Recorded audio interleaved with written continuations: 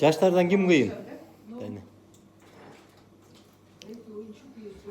Азыр жаштардан чыган киши чыга элек. Мына Кочкоров абдан жакшы жигит. Только ага бир жараган жумуш берип койбоду. Майда быкыр чыкыр. Ага бир жакшыраак жумуш керек болчу. Адеме социальный самый артта калган жумушта. Жаңа социалдык өнүктүрүү министрлиги.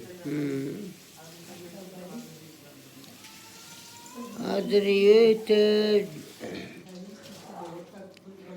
биздин кыргыздын анчалык байлыгы жок да.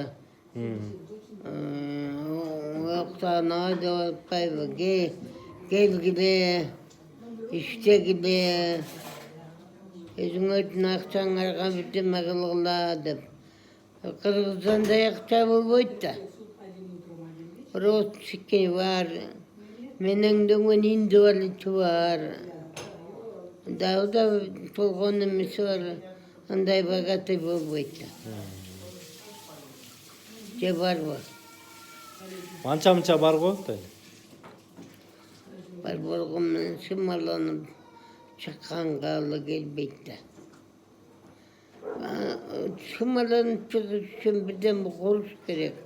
Курганга акча керек. Не 1, а 2-3 миллион керек. Ал 2-3 миллионун аз 17-18 миллион акча болуп атпайбы?